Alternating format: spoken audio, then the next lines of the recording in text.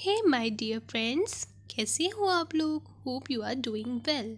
So today we are going to listen one very interesting story जिसका नाम है finding happiness. In Hindi we can say खुशी की तलाश. कहानी है दो बच्चों की. एक बच्चा वो जो कि बहुत अमीर है और एक बच्चा वो जो कि एक गरीब फैमिली से बिलोंग करता है.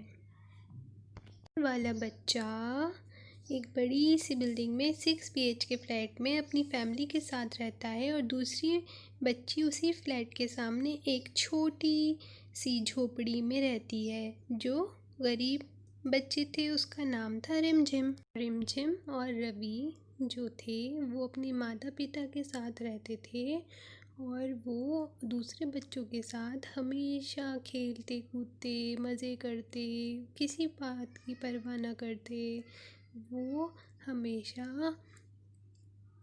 अपने दोस्तों के साथ शाम में खूब खेला करते थे और माता पिता के साथ ज़्यादा से ज़्यादा समय बिताते थे. वो तो बस किसी की सुनते नहीं थे, अपनी मस्ती में मगन रहते थे और बहुत खुश रहते थे.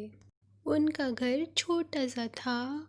कपड़े से ही मिलाकर एक उन्होंने उनके माता पिता ने एक बाथरूम बना रखा था और प्लास्टिक की छत और सामने ईंट पत्थर. वहीं पे एक छोटी सी नाली जहाँ पे बैठ के वो कपड़े धोती थी और वहीं पे उसकी माँ चूल्हे पे खाना बनाती थी. उस छोटे सी जगह पे वो सब इतने सारे लोग मिलजुल के रहते थे. रिमझिम अपने आसपास की चीज़ों को बहुत ध्यान से देखा करती थी. वो अकेले बैठ के भी बहुत खुश रहती थी. कभी इधर देखती थी, कभी उधर देखती थी, अपने कपड़ों में रखती थी कुछ खाने का, फिर निकाल के खाती थी. फिर वो कभी अपनी चीज़ों के लिए बाहर भी चली जाती थी. रवि हमेशा रिमझिम का ख्याल रखता था. रवि का एक दोस्त भी था जिसका नाम था किशन. वो दोनों भी साथ में बहुत मज़े करते थे. ये सब एक साथ रहते थे. रिमझिम तो हमेशा कभी इधर बैठ जाती, कभी उधर बैठ जाती, अपने आप ही अपने खेल बनाती, कुछ भी करती रहती. कभी अपनी गर्दन हिलाती, कभी सोचती कि मैं एक गुड़िया हूँ, मैं गुड़िया की तरह अब चाबी भरी जाएगी मुझ में और मैं गुड़िया की तरह चलने लगूँगी. और वो ऊपर नीचे करके अपनी गर्दन को हिलाती रहती थी और वो अपने आप में खूब खेलती थी. कर उस दूसरे बच्चे को जो बालकनी में खड़ा रहता था हमेशा ये सोचती थी इसकी किस्मत कितनी अच्छी है. और रवि और किशन भी वहाँ होते थे. वो रिमझिम से पूछते थे. रिमझिम उनसे पूछती कि वो जो बच्चा बालकनी में खड़ा है उसके पास कितना अच्छा घर है, हमारे पास ऐसा घर क्यों नहीं है, हमारे पास मर्सिडीज़ क्यों नहीं है, मेरे पापा के पास साइकिल क्यों है, मेरे पास अच्छे कपड़े क्यों नहीं हैं. वो रवि से हमेशा सवाल किया करती थी. वो अपनी मौसी से भी ये सब पूछा करती थी. खिलौने बहुत पसंद थे. वो चाहती थी कि उसके पास भी बहुत सारे खिलौने हों, उसके पास भी खेलने की बहुत सारी जगह हो, क्योंकि वो खेलना बहुत पसंद करती थी. वो मौसी के पीछे पीछे जाती, उनसे कहती मुझे चीज़ें ला के दो, मुझे खिलौने चाहिए. रवि भी अपनी दुनिया में मस्त रहता था और ये लोग सब साथ में मिलके खूब खेला करते थे. शाम होने के बाद अपनी माँ के पास जाकर खाने को मांगता. माँ कहती बेटा अभी वेट करो, मैं बना रही हूँ. और वो उनके लिए रोज़ बहुत प्यार से खाना बनाती और अपने हाथ से दोनों बच्चों को खिलाती. रवि तो जब तक माँ खाना बनाती थी वहीं पर बैठ जाता था. उसका मनपसंद खाना बनाकर उसको परोसती.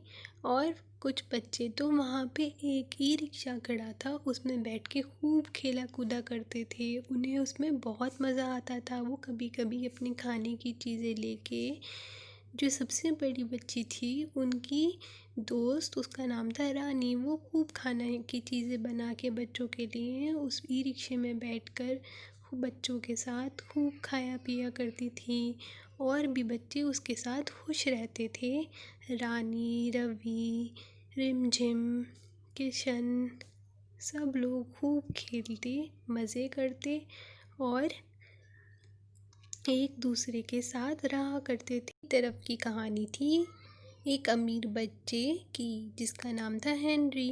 कहने को तो हेनरी के पास दुनिया के सारे खिलौने, खेलने की चीज़, मर्सिडीज़ कार और अच्छी अच्छी खाने पीने की चीज़ें और सब कुछ चीज़ें थी, पर वो उन बच्चों के साथ अपने स्टैंडर्ड्स की वजह से नहीं खेल सकता था। उसे बाहर जाना अलाउड नहीं था। इस वजह से हेनरी कहता था मेरी किस्मत ऐसी क्यों है, मैं क्यों नहीं दूसरे बच्चों के साथ बाहर जा सकता, मैं क्यों अकेला रहता हूँ। हेनरी के मॉम डैड भी हमेशा अपने काम में बिज़ी रहते थे, वो उसको टाइम नहीं दे पाते थे। शाम में अपनी बालकनी में खड़ा होता था तो उसकी आंखों में आंसू होते थे। बचपन में बच्चों को सबसे ज़्यादा अपनी आज़ादी और खेलने से प्यार होता है। हेनरी सोचता था मेरी किस्मत ऐसी क्यों है, मैं क्यों दूसरे बच्चों की तरह खेल नहीं सकता। तो बच्चों, यहाँ आप लोग बताओ किसकी किस्मत अच्छी है या किसकी बुरी है। प्यारो बच्चों, यहाँ पर हम देखते हैं कि यहाँ दोनों की किस्मत अच्छी है और दोनों की बुरी है। जिस वक्त हम उन चीज़ों की तरफ देखते हैं जो हमारे पास नहीं है और हम चाहते हैं कि वो हमारी किस्मत में हो, तो हमारी किस्मत बुरी होती है। और जब हम उन चीज़ों की तरफ देखते हैं जो हमारे पास में हैं, उस मोमेंट में हमारी किस्मत अच्छी होती है।